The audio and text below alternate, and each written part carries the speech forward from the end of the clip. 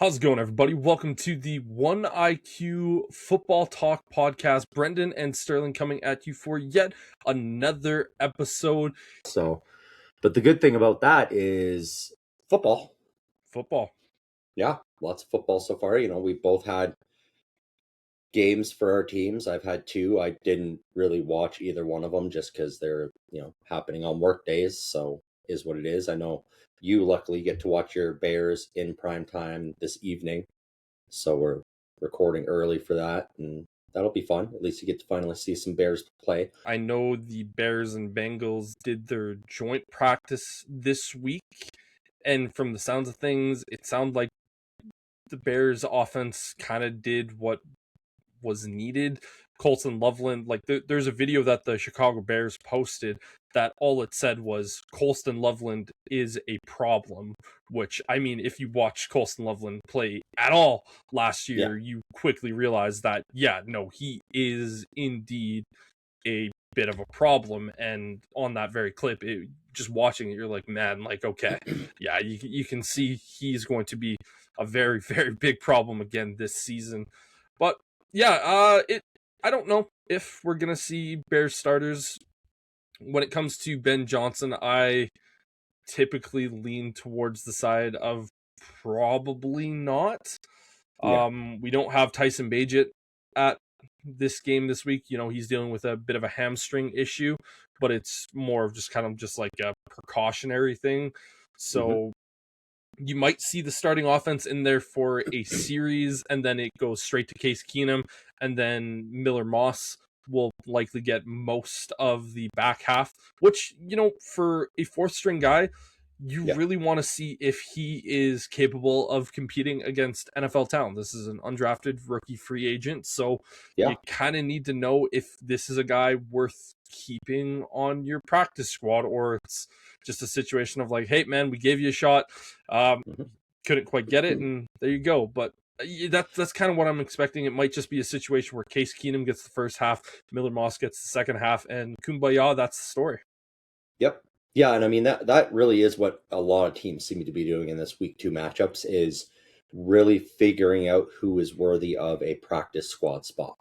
Yeah, because that was the same thing with the Steelers game yesterday. Is there weren't really any starters playing, and a lot of it was the third and fourth stringers going, okay, who is going to shine enough that you're going to land a practice squad spot and maybe get a call up throughout the season when there are injury issues, as in the NFL, there inevitably are.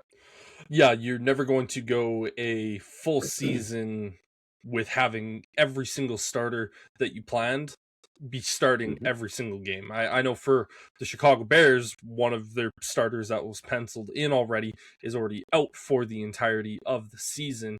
And you're just kind of looking at some of the other injuries. You might not have a guy like Luther Burden on offense week 1. You might not have a guy like Kyle Monungai during week number 1 on the offense side of things. But, for the Bears, ultimately, when you've had a little bit of injury luck during preseason, and it's nothing major, it's just a lot of soft tissue stuff, which is kind of annoying because that's just one of those things where it's like, okay, did you have enough electrolytes in you while you were at practice? Did you roll up a little bit funny? But the big news for the Bears in terms of their injury report is Ozzie Trapilo getting taken off of the PUP list. And Ozzie Trapilo, the reason why the Bears left tackle situation has been such a conversation this offseason is simply due to Ozzie getting hurt in the Green Bay Packers game. Late in that game, ends up tearing the ligament right at the front of his knee.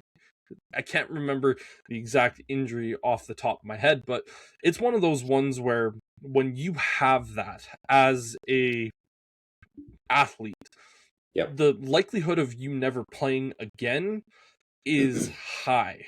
But, Bears were hopeful that he would be able to come back. And when you have that sort of an injury, it's one of those things where people are like, okay, this is like a 10-month to 12-month recovery. So if you're going by that metric, most people were sitting back going like, we might get Ozzie back, for the postseason. But at that point, Do you really want to put a guy who is sat out for an entire season, his first snaps, as your left tackle, your blindside tackle, in some of the most important games of the season? At that point, you're like, okay, if you're healthy enough, we'll have you as a backup. But Yeah. for Ozzie, he's already taken off the PUP list, and he is participating in practice. Now, he's probably not doing as much, but just the simple fact that he was able to get out there and practice at this stage, it almost makes you wonder if you're just like, do we need to like investigate the Bears medical team for like witchcraft? Because this seems a little kind of impossible, but hey, for me, if that means, you have to deal with a little bit of soft tissue injuries from some of the boys to get him back, I will happily take that. Yeah, I mean, I wouldn't be shocked if Ozzie is not going to play this season still. This feels almost like a removal from the PUP list going, okay, well, he's been cleared for workouts. Let's get him into the facility doing the practices with the team before we put him on the season IR to start the season. Yeah, Because with that, because that sounded like a PCL, the patellar ligament, I believe, is what he tore. And for an alignment, you're always in that squat position. And so that tendon is always going to be stretched. And so it wouldn't surprise me at all to see the Bears just being like, yeah, we want you to stay familiar, essentially. We want to see how far you've come in the 7 months, the 8 months since the injury and the surgery, and whether or not we have to put you on a 30-day IL, a 90-day IL, or what we're going to do exactly, and it wouldn't surprise me at all to see them be like, okay, you're coming along nicely. We're not going to bring you back at the start of the postseason because, as you said, those games are so important, and the chemistry of the team presumably will be very good by then if you're making playoffs. And so that might be a situation of, okay, Ozzie, we're not going to use a roster spot on you, essentially. You're going on injured reserve. You're gone for the year. You're still going to be our front runner guy when we get to camp next season, though, because now we know that you are recovering properly. Because this could be his camp as well, going like, look, we want to see if this is even plausible. Like, is this going to work, or is he going to get out there and 3 or 4 practices in, his knee starts to seize up and it's like, yeah, I can't go. My career is done. I'd rather find that out now than a year from now. Totally. I'm not saying that he's going to be the week 1 starter. I still have the idea for him that he is going to start the season on IR, just simply because, like, even if he's moving out there, I don't think he has people putting hands on him at the moment. I don't think he's actually getting like live reps against Montez Sweat or Austin Booker or any of the other Bears edge rushers. It's more just like he's doing like individual drills type thing. Yeah. We're just kind of getting you out there, seeing how these practices are going, seeing what you can do. And it's just a point right now of just building confidence back up in how you do. As someone who has had knee surgery from a torn ligament in my knee, it's one of those things where, as an athlete, you have to be able to trust your knee in the way that you pivot. Now, for me, when I tore it as a boxer, I was 165 pounds. That's a lot easier to move around, and that's a lot less stress than someone who is 6'7", 320 pounds, while trying to also hold back essentially another moving car rushing at you with their full strength, full ability. It is a different thing. So I think he's probably going to land on that 30-day IR stint to start the season. And we'll kind of get to the point of where once we get closer to that 30-day, it'll be like, hey, how we feeling? And they might extend it to the 60-day. They might extend it to just simply the entire year. We'll just kind of have to get to that point, hope and pray that it all ends up working out for him and we can get him back. Because when you looked at that offensive line last year for the Chicago Bears, most people would argue that was a top 5 offensive line in football. Joe Thuney ended up getting the first ever Protector of the Year award. And honestly, it was rightfully so that he ended up getting that, because, he ended up in that playoff game against the Rams, moving over to that left tackle spot, which is something that we saw him do with the Kansas City Chiefs. But being as good as he was kind of that big important factor. And I know for Joe this week, he has said to Ben Johnson he would like a little bit more clarity on who he's going to be playing beside, because it is a big important thing. And a point was actually brought up this week that I really, really liked. It was by Carmen Vitale. She said, I'm more interested to see if Garrett Bradbury, the center, can get up to a more Drew Dahlman level, because if Garrett Bradbury, the center, can perform at a high level, then Joe Thuney doesn't have to worry about helping out his center. All he needs to worry about is going like, I need to do my assignment, but I can just slide a little bit more over to get that little bit extra for my left tackle, which I thought was a really, really good point, and one that I hadn't thought of, at least to that point. Because, yeah, if your center is where you need it to be, and Garrett Bradbury, he's obviously not Drew Dahlman. Drew Dahlman was a top 5 center. If you at least get, let's say, top 15, maybe even top 10 production out of Garrett Bradbury, that means Joe, he's looking at that going, guys got it over here. We're fine. I just need to help out my left tackle, whoever it might be, and boom, there we go. And in, let's say, 5 weeks into the season, if he gets Ozzie back, it's one of those things going, I played with this guy for 6 weeks of the season last year. I know how he works, and I'm still going to be able to give him that help and allow him to continue to grow in his young career. Yeah, that's definitely crucial, and that is the easier spot to shore up, is that center, is making sure that he is ready to go. And yeah, that just speaks to how good Joe Thuney really is. He's very communicative in that way, where it's like, look, let's get one of these locked down, and I can help the other one progress.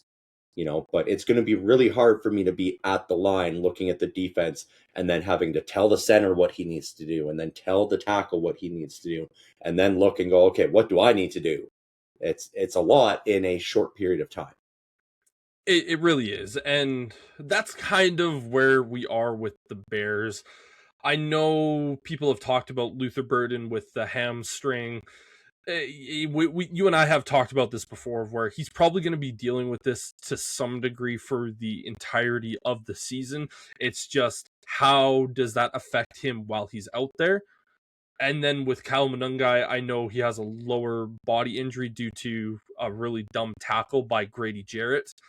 And again, this to me just simply sits back and I go like, man, like, Grady, you are a veteran. Stop going to the knees. Like it's practice. This is your own guy. If this was, for instance, he was going up against a Cincinnati Bengals running back in practice while they had their joint practice, and he goes a little bit lower, that's fine, because that's not your teammate. It's still a dick move during preseason and training camp, but it's still not your teammate. And, Yeah.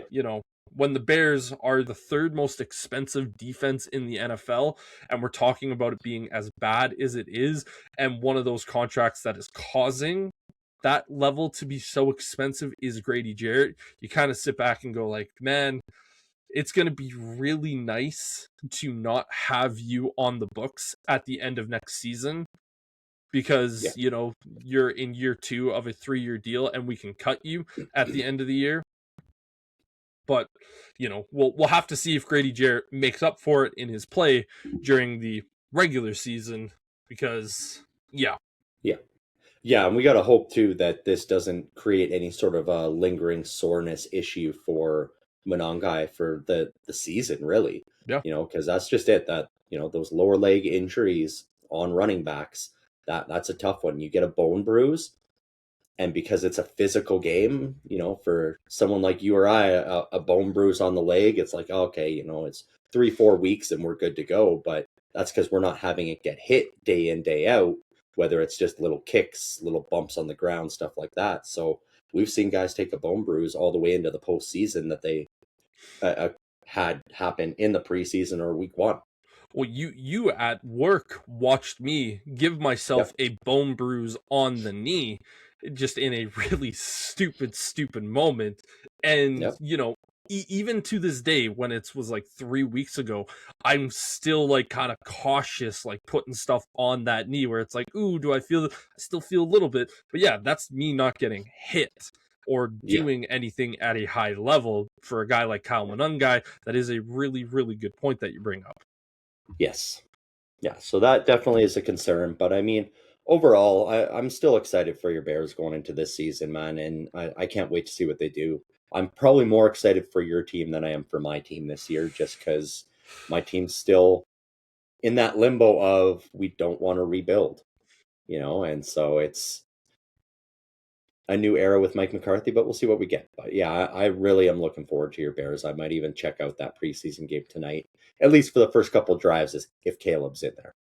Yeah, and for your team, this has been kind of the frustrating thing that you and I have ultimately talked about when it comes to the Pittsburgh Steelers, and that's just simply it has been a situation of where the Steelers have been living in this realm of we are comfortable with 9 to 11 wins, which I mean, any team that's going out there and winning 9 to 11 wins every single Yeah. season, you are going to be ecstatic because that means you are constantly winning. But it is the point of when you get to the postseason and doing nothing with it. There was a post that I ended up sending to you where it was teams that have won a playoff game since the last time Deshaun Watson had. And it basically Yeah. showed every team that had won a playoff game. Yeah.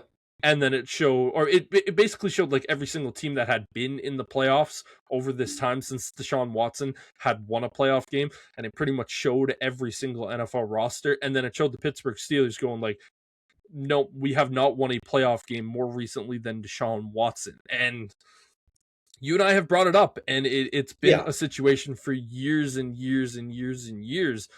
The fact that we talk about the Browns having a playoff win more recently than the Steelers, and how much you and myself make fun of the Browns for just being a chaotic organization.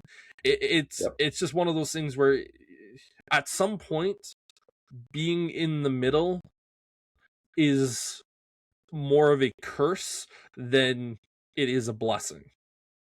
100%. And I mean, that post was directed at the Steelers. There It were was. 8 other teams that would have been in that circle with the Steelers too. So it's not like they were the only No, team that no. hasn't won a playoff game, but it has been quite a while, and that's sort of the issue is this team, they win that 9 to 11, 9 to 12 games every year, which is great. The problem is they have to fight and claw in a physical, violent division that by the time we get to the playoffs, you're rarely running with even 75% of your starting lineup that you had back in week one. Yeah. And that's the tough thing is you're going into the playoffs limping essentially. And that is why they can't get it done once the postseason rolls around. Because a lot of these other teams are getting there and they're not fresh, but they're still ramping up their momentum. Whereas Pittsburgh really is just limping into the playoffs and just going, I'm tired, boss. I don't have anything left. And then they get blown out. Well, and oftentimes it's looking at that defense of the Pittsburgh Steelers where you and I have sat back.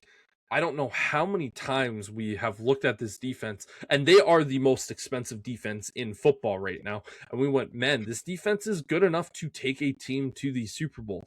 But then we went, oh, Matt Canada's calling plays and eating crayons up in the booth. That's a problem. And then it's okay, well, Kenny Pickett is also not that good of a quarterback. Then we bring in Justin Fields and Russell Wilson. That's not good enough with Arthur Smith because now Arthur Smith is eating crayons. This time he's doing it on the sideline as opposed to the booth. And then it's like, okay, is Mike Tomlin the problem where he's just not able to bring in the right coach? And is it just kind of maybe time to move on? And then it's, we're going to bring in the geriatric Aaron Rodgers to just see if he can get us over the hump. And then That doesn't work last year. And it's okay. We fired Mike Tomlin, or we mutually parted ways with Mike Tomlin because they didn't fire him. He basically said, I'm going to fire myself because Yeah. this isn't good enough. And going through that entire search, both of us said that was the right move for both of the sides. Mike Tomlin does TV. He's going to make a crap ton of money on Sunday Night Football. People are going to love his personality. And the Steelers get to go with a younger, offensive-minded coach to hopefully build them towards the future. Well, they got a new head coach that is offensive-minded. It's basically just the white, less good version of Mike Tomlin and Mike McCarthy, and it's like, okay, well, what next? Are you going to re-sign Aaron Rodgers? And then it's like, yeah, we're going to re-sign Aaron Rodgers. It's like, oh, guys. I mean, what other choice did they have, though? Other than just tanking the season. Yep. But the issue there is you're not going to draw a young offensive-minded talent and go, hey, you want to come here and coach so we can win 2 games? Totally. And get the first overall pick? Yeah, they're all going to look at you and go, no. Well, and so I'm not necessarily looking at the going basically the Steelers saying to the young offensive minded coach, like, hey, this is our plan. Do you want to jump on board with that? I'm more looking at it going like, okay, you hired Mike McCarthy and then you re-sign Aaron Rodgers. It's like, man, like, what are we doing here? Like I said, I was fine with the Mike McCarthy hire just because at least he's capable of running an offense. But it's one of those things where I go, you have Mason Rudolph, you drafted Drew Allard, you drafted Will Howard the year before. See if one of these guys is the guy. And if you have to use all 3 during the season to see if one of these guys can be the future, then so be it. But with Aaron Rodgers there, it's one of those things where it's like, okay, you're probably going to be now cutting Mason Rudolph at the end of preseason because you're only going to run with 3 quarterbacks. And what are you expecting? Like, the only time that either Drew Allard or Will Howard is going to get into a game is either the Steelers are blowing out an opponent so badly, or they're getting blown out so badly, or Aaron Rodgers is injured. And at that point, it's like, what are you really expecting to see out of these young guys? Yeah. I think ultimately the issue was, and we saw it very clearly this week in the preseason game, that those guys just aren't ready. Yeah.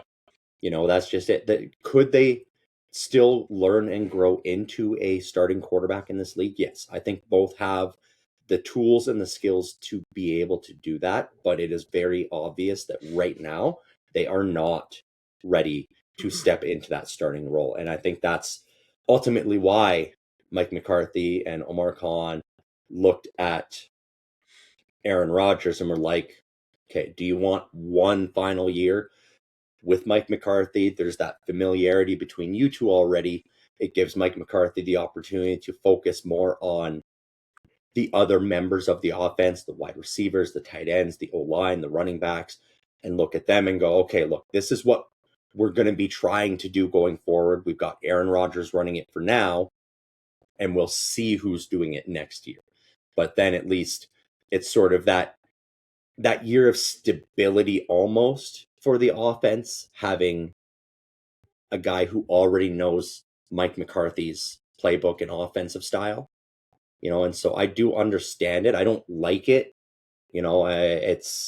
but as I said, what were your other options? I don't think this team, after what happened with Kenny Pickett, that they were willing to take the gamble and run with one of these young guys and go, let's see what you got.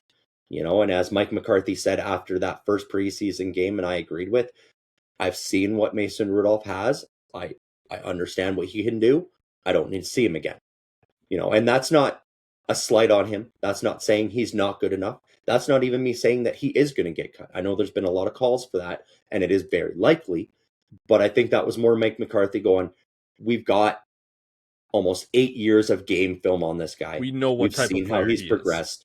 Yeah, exactly. We know exactly what kind of quarterback he is. And so if Aller or Howard does poorly enough over the following 2 weeks, essentially, so this week that just finished and then next week, then we may see the team look at it and go, okay, one of you is going to the practice squad, might get picked up by another team. It's a risk we're going to take. We're going to keep Mason Rudolph because we know that if Aaron Rodgers goes down, Mason Rudolph is like a Kmart version game manager to a Jacoby Brissett, which is hilarious to say that you're a Kmart version to a Jacoby Brissett, but that really is what Mason Rudolph is. He will go in there. He won't make a ton of mistakes, but he won't take a lot of risk either. And so it's the type of game where you're looking at going, okay, our running backs are going to have to score the touchdowns. Our defense is going to have to shut out the other team. That is going to be the Mason Rudolph plan. So basically, the offense has to be perfect for Mason Rudolph to be able to succeed. Yeah, which, I mean, Mason Rudolph is capable of that. You know, like I said, he doesn't make a ton of mistakes. You know, he doesn't often throw it into double coverage. Like, he will throw the ball away. He's happy to go 3 and out rather than a turnover, which I would rather see in my quarterback. You know, I'd rather put it into the punter's hands and be like, yeah, pin them inside the 10. Let them beat our highest paid defense if they want to win this game. Mm-hmm. And which is something that we've often seen from the Steelers regardless anyways. But yeah, yes. This season, you and I have talked so much over the years about this Steelers team. When we finally get to our record prediction episode, which is probably going to be coming out in 2 weeks, I can already pencil in the Steelers with 9-10 wins. And, you know, they'll probably be the 7th wild card spot, and then they'll end up facing the Buffalo Bills in Buffalo and get blown out. Like, I don't think you're probably going to be too far off from where I'm with that with the Steelers. It is unfortunate for you because I've kind of lived it as a Bears fan in a sense, but just being like mediocre on the other side of where it's just like we're just not bad enough to actually get like the top pick with the exception of like that 1 year. But we're just good enough to be like, okay, maybe this year with this tweak, that's going to be the thing. And it finally took the Bears basically saying, we're tired of being stuck in the middle.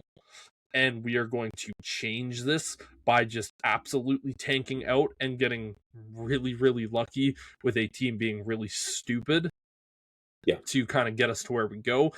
And that's what it is. In the NFL, to be a championship winning team, you have to have some dumb luck. Again, no one's going to sit back and say, if you actually go back to the 2017 draft, listening to people talk about Patrick Mahomes, it was, man, this is kind of a risky quarterback because he's a high-level gunslinger. He has a lot of potential, but like it also feels like you are getting a Jay Cutler 2.0. You have a fantastic arm. He probably has a better temperament than Jay Cutler, but are you going to risk, you know, him every single series being like, okay, I could throw an interception or I could throw a marvelous pass here. The difference is that, you know, the infrastructure around Patrick Mahomes, getting Andy Reid, having Travis Kelce, having Tyreek Hill, having a decent running game in there at that time allowed Patrick Mahomes to grow. And it also just happened to be dumb luck that he turned into probably the best quarterback that has ever played in the NFL for its history. Yeah, I mean, and you even go back to the previous GOAT and in Tom Brady, like 6th round pick. Yep. You know, that was the same sort of thing where it's like a guy that was coming out, he was 2nd string quarterback at Michigan, and there wasn't a lot known about him. He had that work ethic and put in the time and turned that team around. Nobody thought when the Patriots drafted Tom Brady, they're like, oh, here comes a dynasty. No. And there it was. You know, there is a lot of luck involved in that. And yeah, it almost feels like the Steelers are baby stepping their way towards that point as well. Like this Aaron Rodgers stretch here, like I know it's not quite the same, but it kind of feels a little bit like that Jay Cutler era with the Bears, where it's like, okay, we got a savvy veteran who's playing the quarterback now, and it's not going to work out. And so now we're going to go into this endless string of draft a rookie QB. Oh, he looks good and he's not the guy. You know, draft another rookie QB. He looks good and he's not the guy. And so that really is, I feel like, where the Steelers are going. And Mike McCarthy essentially was brought on to be the scapegoat for this, I think. Totally. It's like you're either going to win us a playoff game with Aaron Rodgers or you're not. And then each year is going to look progressively slightly better until we get a good enough pick that the quarterback is, so good coming out of college that another offensive coordinator around the league goes, yeah, I would like to coach that guy, please.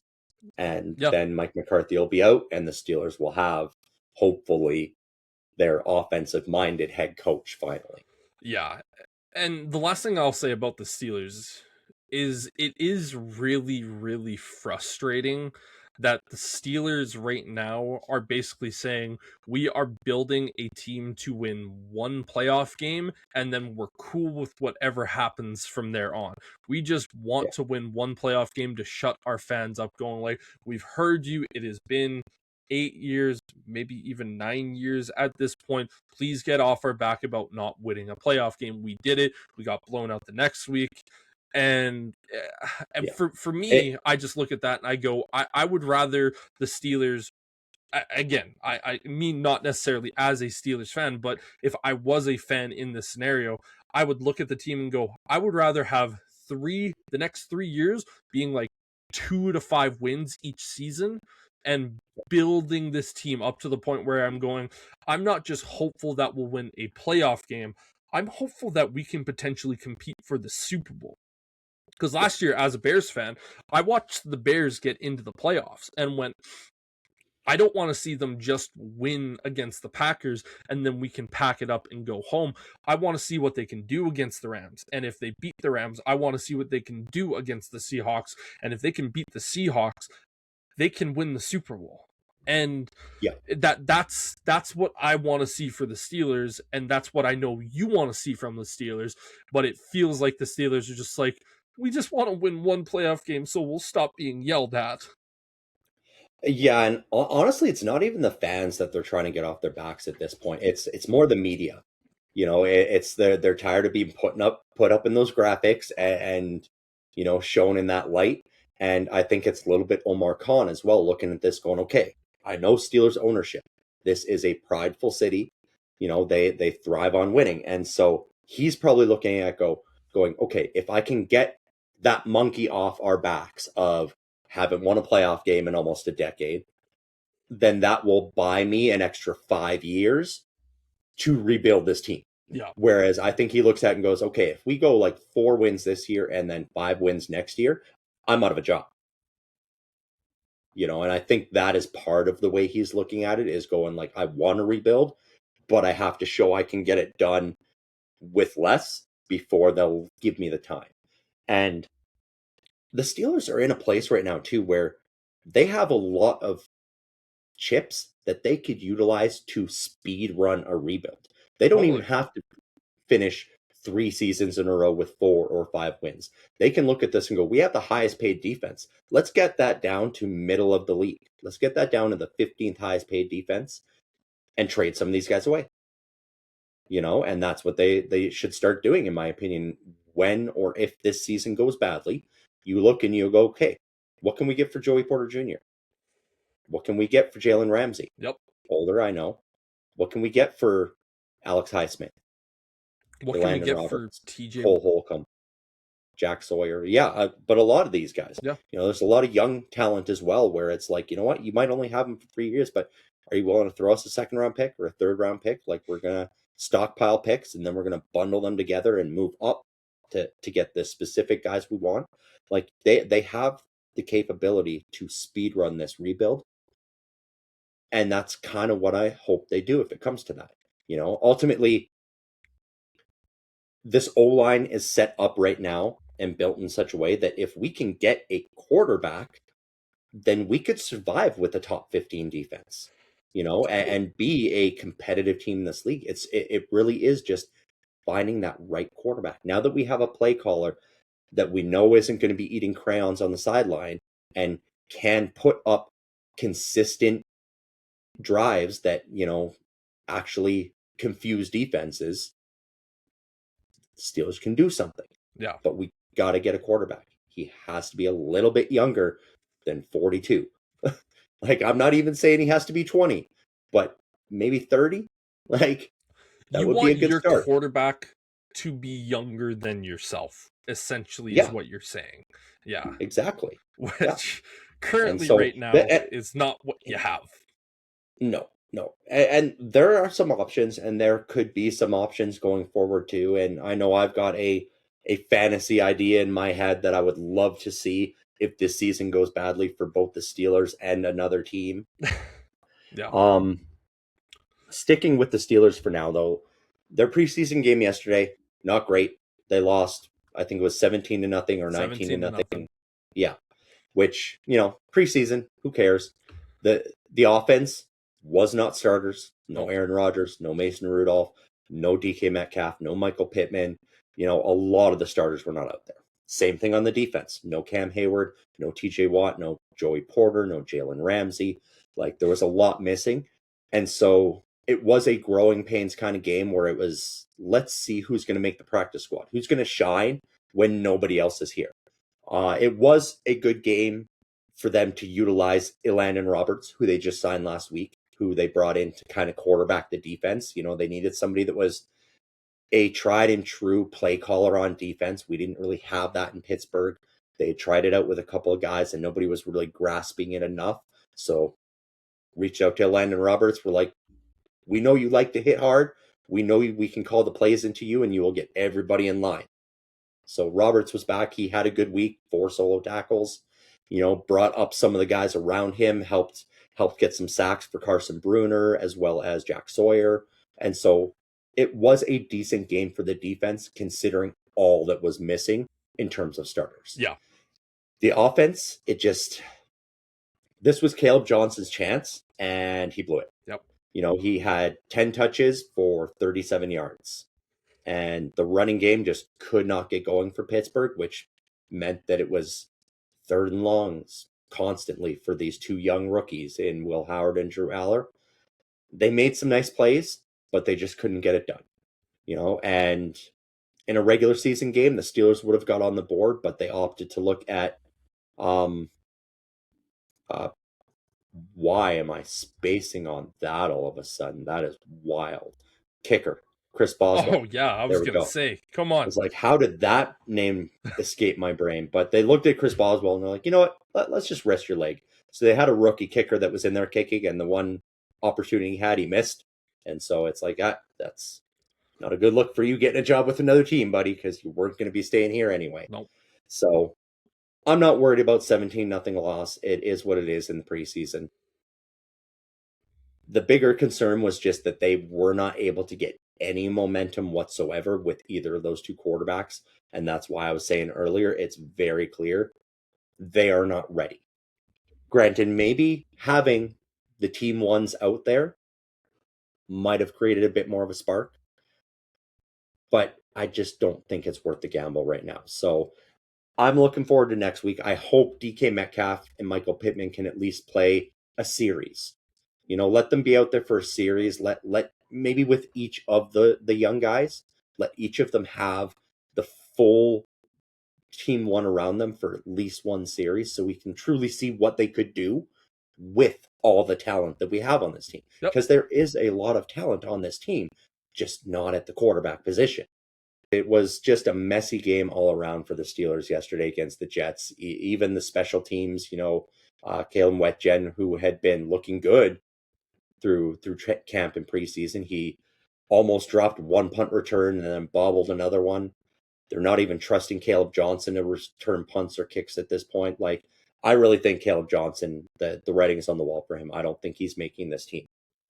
Yeah, for someone who I really, really liked in Caleb Johnson, seeing the way that his NFL career has gone thus far is upsetting, because I looked at this kid and went, he could be a really, really fun running back in the NFL. And when you draft a running back in the 3rd round, you are expecting production out of that guy, where you're looking at this going like, man, we're maybe not necessarily saying we hope that you're 1,000-yard rusher every single season, but if you can get us 600 to 800 rushing yards every single year, we feel like that investment is worthwhile. And the fact that Caleb Johnson has just failed to live up to anything, even as a returner, as a run blocker. I just go back to Iowa and I want to sit back and watch that and go like, man, like what went wrong? But as you and I have said before, in scouting, some guys just simply cannot make the transition from the NFL or from college football to the NFL. And Yeah, it is what it is. And it just looks like it Caleb happens. Johnson is one of those guys where you just look at it and go like, man, he had all the talent in the world, where you looked at this one, he's a faster Najee Harris. And once he gets to the NFL, well, it doesn't go well, and he's fallen off the face of the earth. And this could be the writing on the wall. Maybe this time next year, we're talking about Caleb Johnson playing for the Toronto Argonauts in the CFL and trying to make a name for himself there. But we'll just kind of have to wait and see. And it's unfortunate to see that this promising young talent just can't live up to that level. Yeah, yeah, exactly, and that just plays into what we were talking about and how drafting you got to have some luck, It's hard. and sometimes it's bad luck. You get a guy that the metrics all line up, and you spend a third round pick, and you go, this could be our guy for the future. A lot of great running backs come out of the third round, and it just the pieces didn't click, and maybe this just wasn't the right team for him. Maybe it's not even the CFL. Maybe he goes and lands with another team that has an injury at running back. Like the Browns, the Jets, any number of teams, and maybe that just revitalizes him and gives him that second chance. But with how he's been doing here under Mike McCarthy since he came in, and the fact that we have two juggernauts in Jalen Warren and Rico Dowdle, I do not see Caleb Johnson making this roster, unfortunately. Yeah. And after week 1 of the preseason, a handful of injuries have ultimately come up. And you always talk about injuries during the preseason, and whether it's in the game, whether it's in practice, whether it's in joint practice. I know one of the bigger injuries that I ultimately heard about that kind of made me turn my head and go like, man, what are we doing here, is wide receiver Jaden Higgins of the Texans. During their joint practice with the Raiders, ends up tearing his ACL, and that's going to put a ton of pressure on guys like Nico Collins to go out there and try and do that little bit more. And we're talking about the Texans offense being a really pivotal point. We've talked about just with your Steelers, if you have a top 15 quarterback, your team could do some serious damage. We're talking about this Texans offense just going, man, give us a top 15 offense. CJ Stroud, just play to 80% of what you were as a rookie quarterback, and this team could very easily win the Super Bowl. This is one of, if not the best defenses I've ever seen. A guy like Will Anderson, and then you also have, Danielle Hunter on the other side as an edge rusher. That is your 1-2 punch. Then to go out there and draft a really, really good defensive tackle to add to that defensive line. You already have one of the best corners in Derek Stingley Jr. You just have an elite defense from every single position on the field. If CJ Stroud can just not play like CJ Stroud last year, this team could easily win the Super Bowl. And it makes it really hard for CJ Stroud because Jaden Higgins was looking like he could be a prime candidate here. I think he's going into year number 2. He could be going into year number 3. I think it's year number 2. But this is a prime spot for him to take that next step. We all know what Nico Collins is. Nico Collins is a top 15 receiver. He just goes out there, he puts in work, and he's very, very talented. But you can't do it with just one guy. you have a good running back room, Hmm. but you have all of these injuries to your wide receivers. You don't know if Tank Dell is ever going to get back fully healthy. Uh, I know they have another wide receiver, Jaden something. It was funny. They both came from Iowa State. Xavier Hutchinson, that's another guy that you're really going to have to hope can take that next step. And, if you are CJ Stroud, you're watching your second best weapon go down for the entire season in a year that is incredibly pivotal for you. Because Yeah. if CJ Stroud has another year of just that downwardness from what we've seen ever since that rookie season, who's really going to look at him and be like, man, you had that one good year, but ever since that, you've fallen off the face of the earth. We'll give you a backup quarterback role, but Yeah. that's going to be a Exactly. situation where it's, hey, you're playing for the Jets and you're a backup. Or, you're going to the Raiders to back up Fernando Mendoza. Like, that's not what you want to have your career be. And seeing this probably adds more stress to CJ Stroud, especially with that offensive line still not looking great. Well, and stress to the rest of that offense too, because I mean, you mentioned Tank Dell maybe not coming back from that injury. The rest of that offense last year, Nico Collins was out with an injury last year. Dalton Schultz was out with an injury last year. Like they've had a lot of issues in that department. So even asking Nico Collins to do more now, he's probably going, guys, I just got back from being hurt myself. Yeah. Like I can't do too much, and so you got to wonder with an injury like that if maybe the Texans are the team that finally are the ones that roll the dice on a guy like a Brandon Ayuk, or a Tyreek Hill, or one of these other guys that hasn't found a landing spot that 2-3 years ago were the talk of the league, Yeah. and due to injuries or off field issues, they just don't have a team to play for right now. And so you got to wonder if the Texans are one of those teams that are right now looking at some veterans, and they're probably also very much looking at the cut lists of Mhm. other teams going, okay, who's not making the team there that we can bring over here that will fit our role? Or maybe not necessarily the cut list, but like, hey, this guy looks like he's wide receiver 3 on your team, and you have a guy that performed really, really well in preseason. Maybe we trade for that wide receiver 3 because this Yep. younger guy started to look good in the preseason, and that gives you a little bit of flexibility. And you're ultimately going to have to send like a 6th-round pick or something like that to try to bring in someone to give you that little bit of a Yep. boost. But yeah, it's going to be interesting for the Texans for sure, because we all know how good that defense is, Yep. but it almost feels like we're talking about the Pittsburgh Steelers here, where it's that defense, elite, great, one of the best defensive players on the planet in Will Anderson, but then you talk about the offense and you go, ooh, Yep. okay, yeah, offense, we do that. Right. Yeah, exactly. And I mean, it's tough to lose a wide receiver like that, Yep. especially during a joint practice, not even during a game, a preseason game or anything like that. And we saw other injuries this week. We touched on it a little bit earlier where, Grady Jarrett accidentally hit Kyle Monangai the wrong way and hurt his knee. And so then he's likely done for the preseason and maybe he'll be back week 1. We don't know.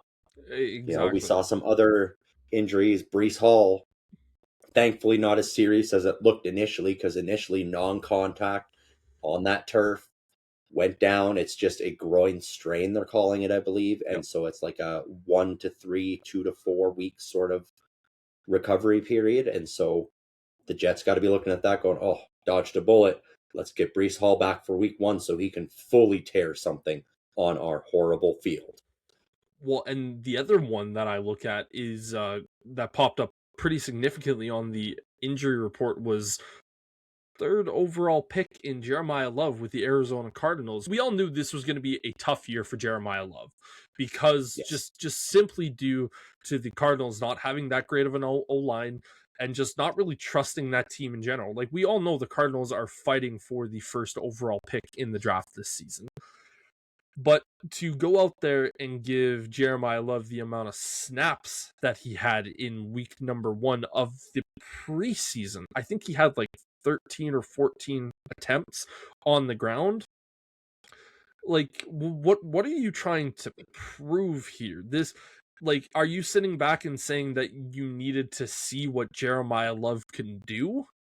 And if that's your rationale in week 1 of the preseason, when you just drafted this guy 3rd overall and you need to give him that many snaps to see what he can do, then why did you draft him 3rd overall if you can't trust the tape from college? I know you're kind of giving that look of like, well, college to NFL is a little bit different, but as we all know, running backs have the shortest careers in the NFL. We just saw one of the best running backs in Joe Mixon retire a few days, or yesterday, in fact. You just go back to that Georgia running back room where Todd Gurley, Sony Michel, and Nick Chubb were all in that Georgia running back room. Todd Gurley is 32 years old. Sony Michel is 31. Nick Chubb is 30. These guys do not have long careers. But if you are looking at Jeremiah Love going, we need to see what he can do in week 1 of the preseason and give him this many snaps, it's like, what are we doing here? Like, you are setting him up to get hurt. Because again, as we all know, in preseason, not every single starter is going to be out there. Sure, you might have some of the starters out there, but you're going to have a guy who's out there trying to make a name for himself. And for the Raiders, there's a lot of guys trying to make a name for themselves, especially on that defensive side of the ball. And you go out there and get them hurt. And it's an ankle injury. Yeah, well, it's an ankle injury because of a hip drop tackle, which the league was supposed to be getting out of the game, and yet on that tackle, no flag. After the game, no fine, no suspension, no nothing. Yep. Just silence. And so that's the concerning part to me. To advocate for the Cardinals, I don't think they had him out there taking that many snaps so that they could see what Jeremiah Love could do. The thing with Jeremiah Love is they know, as all of us do, that he is a very dynamic, unique running back. And their O-line is not great. And so I think it was more a situation of, we want to see which offensive lineman can keep up with Jeremiah Love and open up the holes efficiently so that we know which ones we're keeping on the team. Because sure, we can use another running back, but if he's not as explosive as Jeremiah Love, then we don't truly know if that O-lineman is going to be able to keep up with him. It's like, great, you can keep up with our RB2 or RB3, but Jeremiah Love is a different beast in that way. And so I think that was more what it was. It wasn't, oh, we need to see what Jeremiah Love can do. It's more, we need to see which of these O-linemen are worthy of blocking for Jeremiah Love. I get that in a sense, but I still look at that and I go, this is the 3rd overall pick. You put a heavy amount of investment into this young man.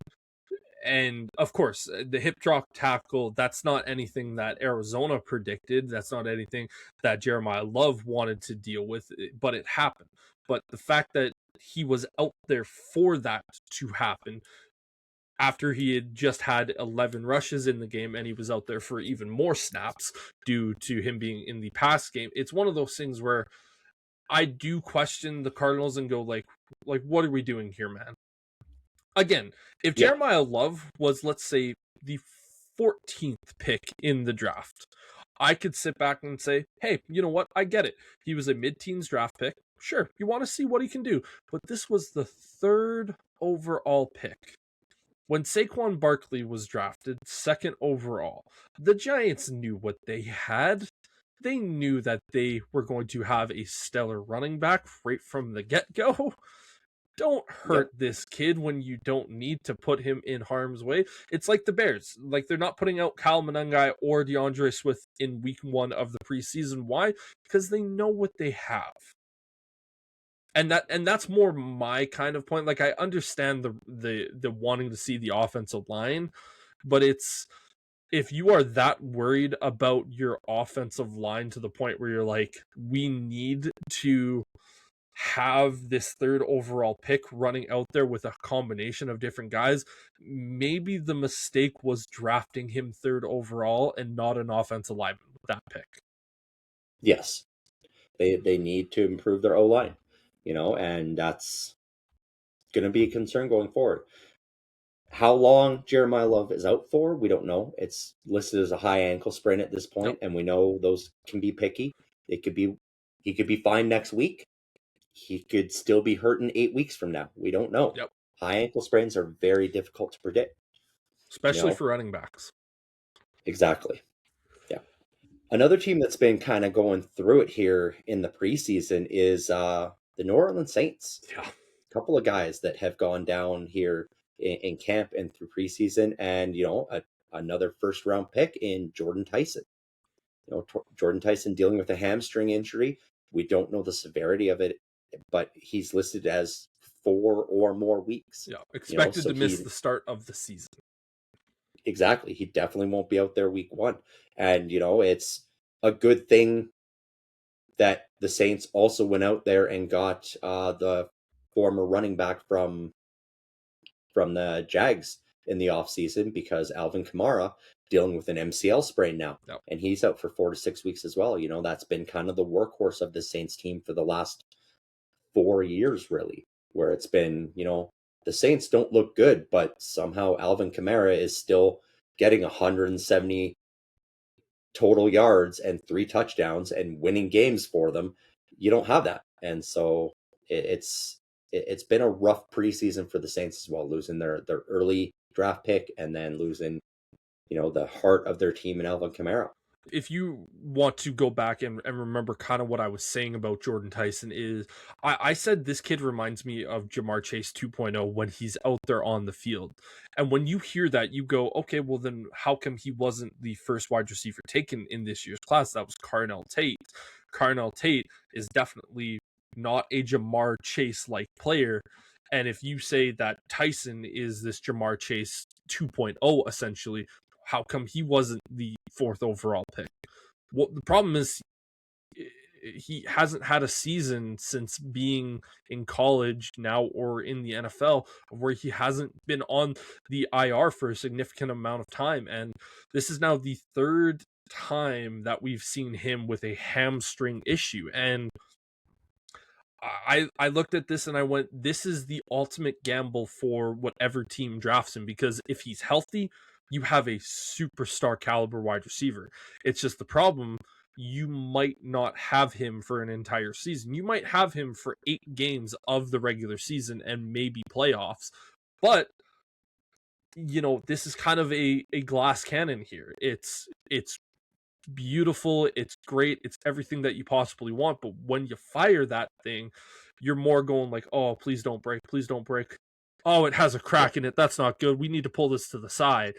And to already see Tyson out with a hamstring issue is it's tough, because this kid has so much promise, and you just don't know with hamstrings, because like growings, you're going to be dealing with that for the entire season. And I even wonder if Tyson, because I know at the thing that ended his season with Arizona State was a hamstring issue. And so I wonder if he's still kind of dealing with that. And I wonder if the Saints just kind of looked at this and went, man, we were hoping that he was able to get through it, and we're just going to shelve him for the rest of the season because he needs to just take that time. But we were trying to get it working through training camp and just see how far he could go. But this is us saying to him, you need to sit out for the longevity of your career. That's a big loss, especially when he was the 9th overall pick. Yeah, exactly. It's a rough loss for the Saints. Another team like the Cardinals, where we weren't expecting a lot out of them this year, but you still want your guys to stay healthy that you drafted this year so that you can be better next year. Yeah, one of the other teams that we've seen kind of deal with some of the injuries, unfortunately, it is kind of the Chargers, where you just watch this team again. Tyler Biadasz signed a 3-year contract with the Chargers. out for the season. Ended Yep. up having a big injury. And if you are a guy like Justin Herbert, watching how bad that offensive line was last year and going, okay, I saw the investment that the team made this year. It's great. I love to see it. And then their biggest investment is now gone before you even have a snap of real football with him. You just got to be sitting back with your head in your hands going, thank God I'm marrying Madison Beer. Otherwise, my life would be pretty tough. Yep. Yeah, and that it's starting to build that conversation a little bit. I think of we've talked about with Joe Burrow, where it's only a matter of time. I think where Justin Herbert goes, look, it's just not working here, you guys.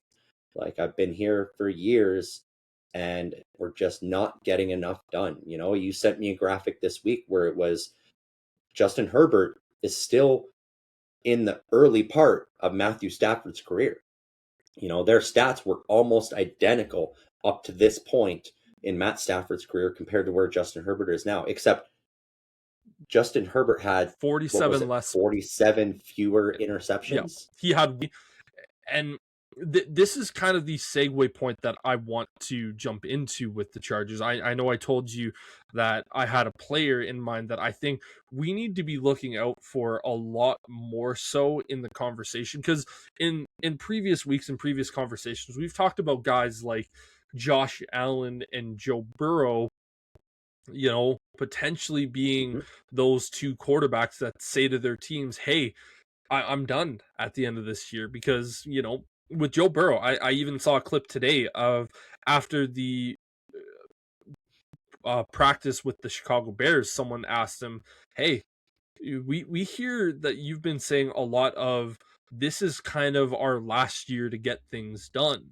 Like, can you elaborate? And he goes, well, I'm trying to create urgency in a lot of our teammates because I'm not seeing that and going like, listen, this genuinely might be the last time that all of us suit up together. And he's basically saying like, I don't think Joe Burrow is saying we need to have more success this year or I'm requesting a trade, but it kind of felt like Joe Burrow was saying to the media is like, listen, if the Bengals can't get their shit figured out, then I'm putting my hands up and going, I'm out, guys, I'm out. We've kind Yep. of said similar things with Josh Allen, where this guy has been one of the best quarterbacks in the NFL the last 2 or 3 seasons, and he is just constantly not been able to get over the hump. But I have talked about Justin Herbert being one of the best quarterbacks in football for years now. And you and I, just last week, I highly recommend everyone going back to watch last week's podcast because we were talking about the MVP. Both of us said that we think Justin Herbert has the capability of being the MVP of the NFL this season. And what are the Chargers going to do? They don't have an elite defense. They don't have elite weapons around Justin Herbert. If his offensive line can't stay healthy, man, at what point does Justin Herbert go, man, screw the Josh Allen and Joe Burrow, get me out of here because I need to save my career? Yep. 100%, and I mean, going back to Joe Burrow briefly with that comment of this might be the last time, like, you got to remember, he's taken 26 more sacks than Andrew Luck did in 16 fewer games. Yeah, And so Andrew Luck just walked away from the sport because he's like, I I done. hurt. I hurt, boss. Like, I'm sick of getting hit. And it may be a situation where Joe Burrow goes, I don't even care if you trade me. I retire. I can't do this. I've made money. Yep. I'm moving on. And that it could be as simple as that. But yeah, it's crazy to think there. Justin Herbert, though, I joked before the podcast. I was like, won't it be funny if it's the same guy that we're thinking of? And it is. I figured it probably would have been just because I did Yeah. send you that post, but like after reading that post, I kind of wanted to do a little bit of digging with Justin Herbert. And again, he is going into he's played 1, 2, 3, 4, 5, 6. He's going into year 7. His rookie season, he got thrusted in to the season, again, playing in 15 games. This was his stat line during his rookie season.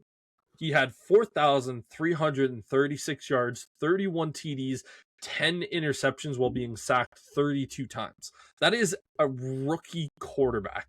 And mind you, he had a 66.6% completion percentage. So he was accurate, he was good. All right, so he must have had some elite players around him. Can you name who the top rusher was for that team that year? It was Austin Eckler. Yeah. Good running back. Great player over his career with the Chargers. Can you guess how many rushing yards he had that season? Maybe 900? 530. That led the team that year. Okay, well, he didn't really have much of a running game. Sure, whatever. He must have had elite receivers. Can you name the receiver with the most receiving yards that season? Maybe Keenan Allen? Keenan Allen, ding, ding, ding. How many yards do you think he had? 700? 992. Well, no, yeah, I was going to say, if Herbert had over 4,000, he had to have a decent amount. Yeah, he had 992. So he didn't have a 1,000-yard receiver in his rookie season. He was able to spread the ball pretty effectively. But you're looking at that going, didn't really have much of a run game, and he didn't have an elite take over a game type wide receiver. Now, Keenan Allen only played in 14 games, so he was dealing with a little bit of injury throughout that one. Sure, whatever. But still, a really good season there for Justin Herbert, with not necessarily the most amount of talent surrounding him. Let's go into 2021. Justin Herbert, here's his numbers. In 17 games played, had 5,014 yards, 38 touchdowns, 15 interceptions, was sacked 31 times, and he had a completion percentage of 65.9. So, better season, arguably, than his rookie year. Austin Eckler led the team in rushing, had 911 yards. So still not a 1,000-yard runner. And again, you and I talk about this, 1,000-yard rusher in today's NFL, and I'm counting 2021 as today's NFL. Yep. That is incredibly doable. Most running backs should be capable in the NFL, if you are a starter caliber running back, to get over 1,000 yards. It is. Eckler is a lot more of a receiving running back as well, though. So I never really expected him to be over 1,000 rushing. Yep. But Justin Herbert, okay, well, he had over 5,000 yards. You would expect that he has a 1,000-yard receiver. Well, he had two. He had Mike Williams, who led the team with 1,146, and then Keenan Allen not too far behind him with 1,138.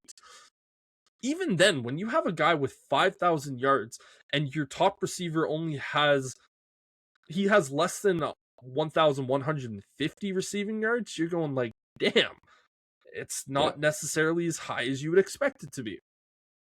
Let's go to 2022.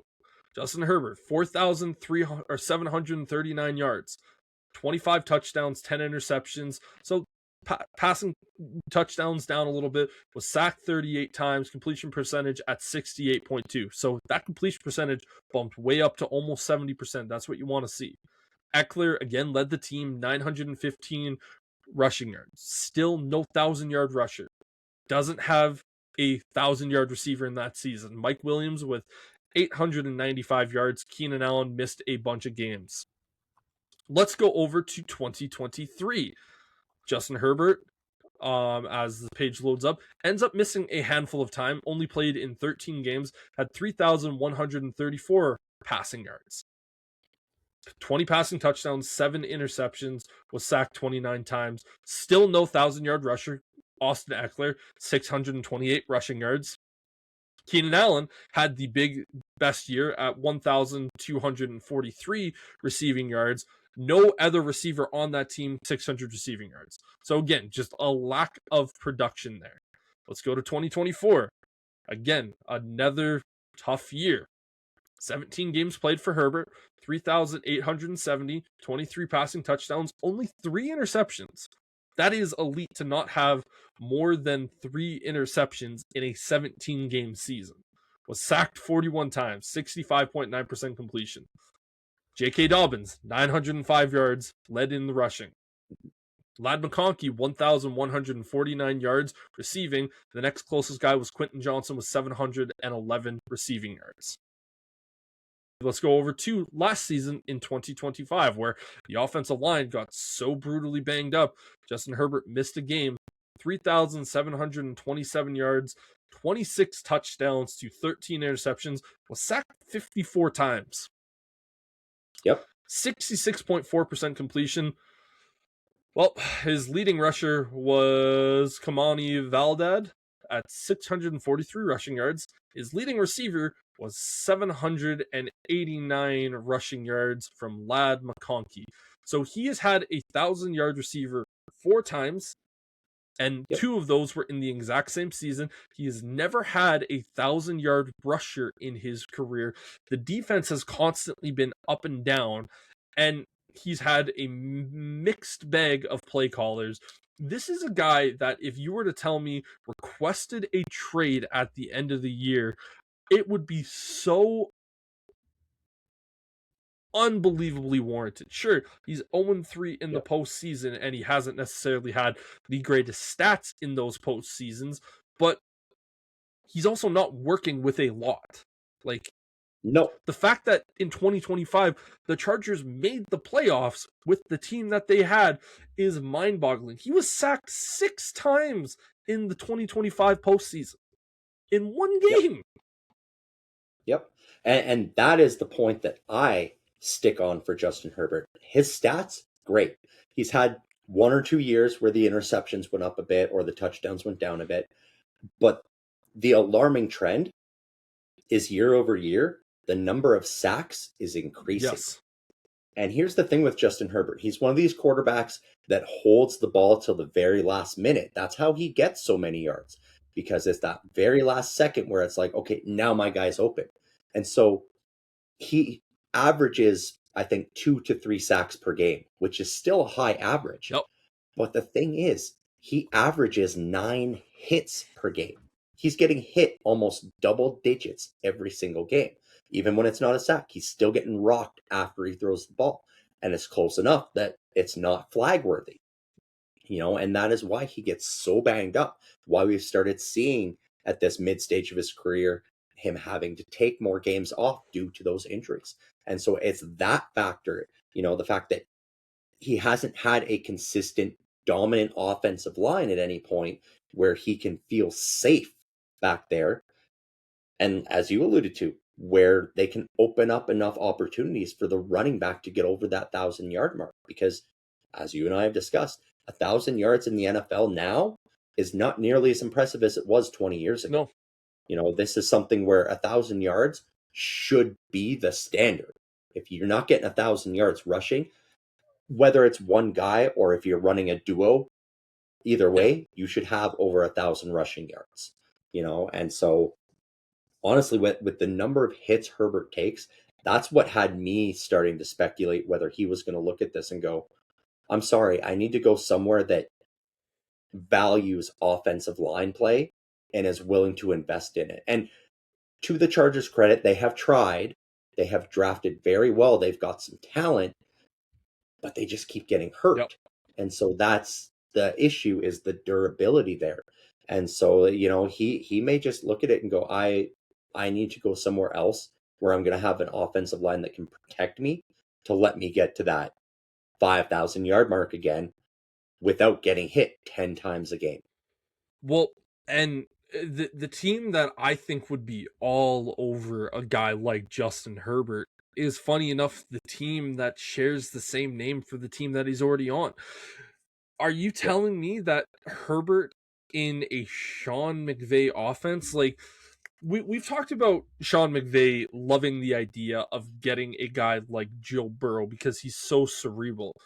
When you talk about Justin Herbert, we need to remember this guy is a rocket scientist level genius that just so happens to have an absolute cannon attached to his right arm, who is 6'6", 240 pounds of pure muscle.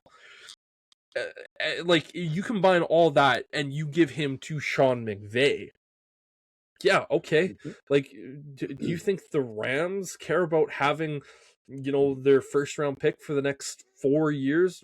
Hell, let's just say 5 years at this point. With Justin Herbert as the quarterback, he's 28 years old, guys. Like, this guy could genuinely play another 10 seasons. The Rams don't need that if they have Sean McVay and Justin Herbert.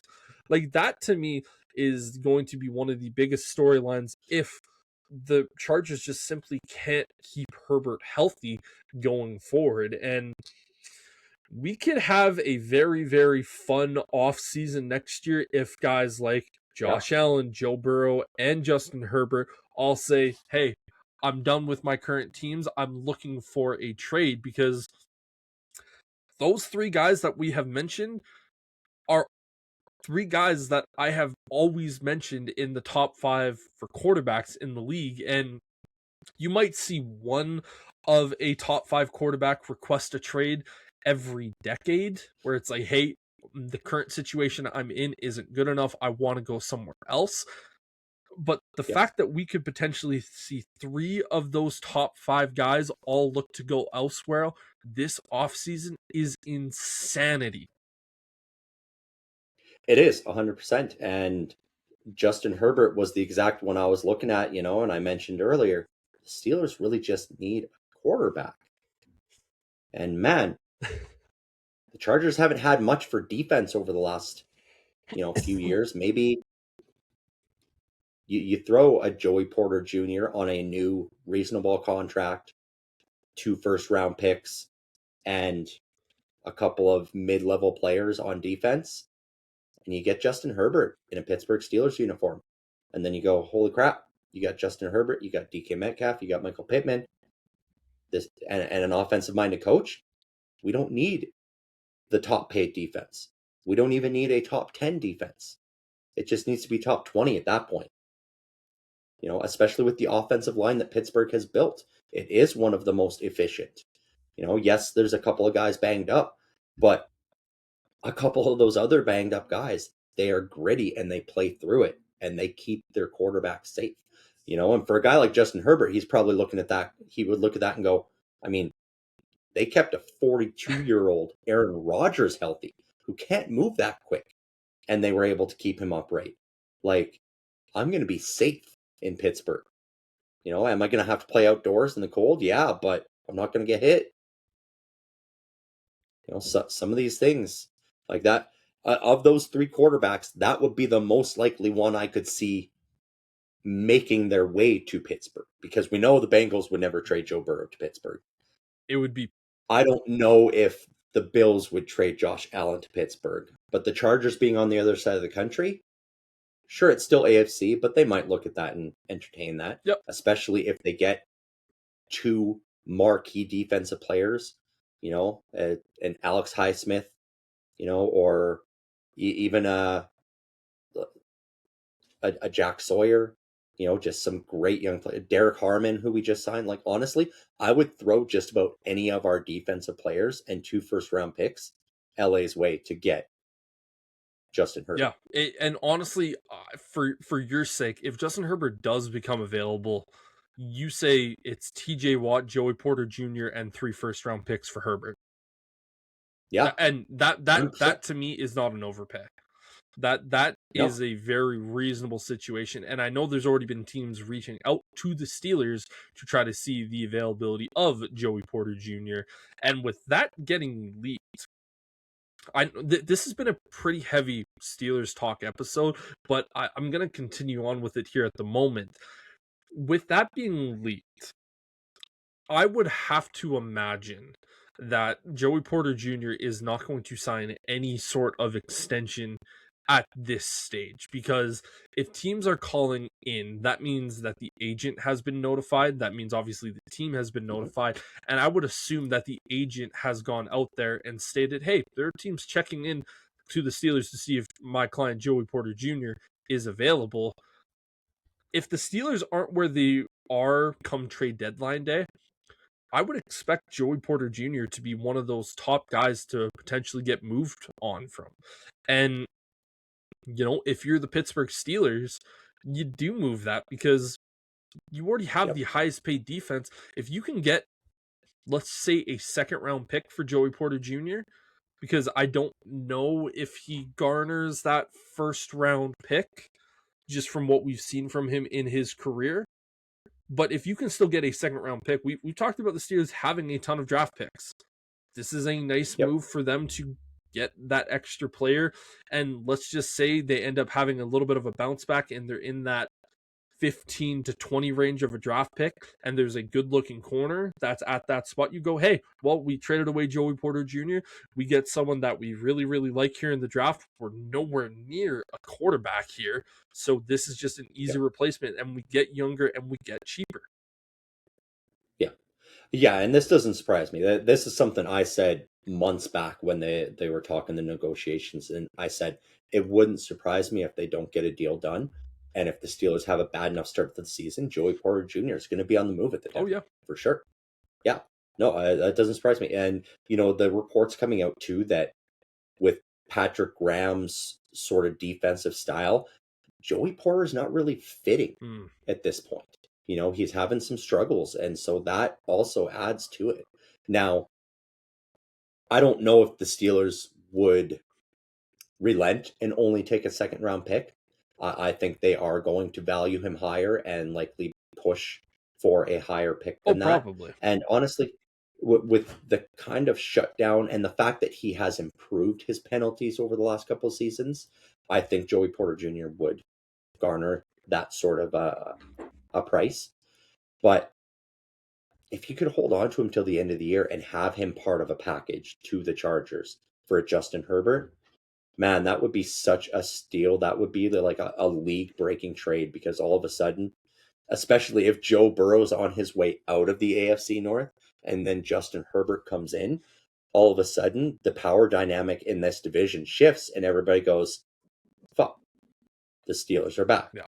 Even if they don't have the highest paid defense, they don't need the highest paid defense. The only reason why I disagree with you with the actual package, and I know the Steelers would want a first round pick for Joey Porter Jr., I just go back to a couple of years ago when Jalen Johnson was coming off of or in the last year of his deal, and teams were reportedly reaching out to the Bears to potentially try to trade for Johnson. And Jalen Johnson at that stage of his career was still a far better corner than Joey Porter Jr. Teams weren't willing to give first round picks for Jalen Johnson. So if they weren't willing to do that, I struggle to see that teams would want to for Joey Porter Jr. I both agree and disagree, because we did also see the Colts kind of mess up that cornerback trade price market last year by giving up 2 firsts for Sauce Gardner. Yep, totally. And I think, I just think depending on the desperation of a team at a trade deadline, we could see that price go up for sure. Yeah. If it's somewhere where they just recently lost their starting corner and they're like, man, we need somebody who can fit into the CB1 spot, then yeah, you're going to get more. If you're trading him to a team that they're like, yeah, he's going to be our second string, then yeah, you're not getting more than a second round. Exactly. Thank you all very much for joining us. That's Sterling. I'm Brendon, saying peace.